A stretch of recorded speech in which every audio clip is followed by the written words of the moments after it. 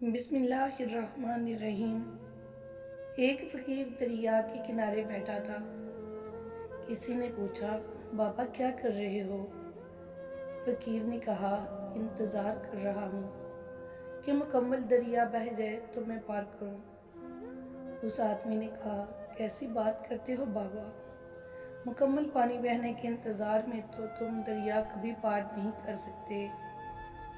फकीर ने कहा, यही तो मैं तुम लोगों को समझाना चाहता हूँ कि तुम लोग जो हमेशा ये कहते रहते हो कि एक बार घर की जिम्मेदारियाँ पूरी हो जाएं तो फिर नमाज पढ़ूँगा, दाढ़ी रखूँगा, हज करूँगा, खिदमत करूँगा, जैसे दरिया का पानी कभी ख़त्म नहीं होगा।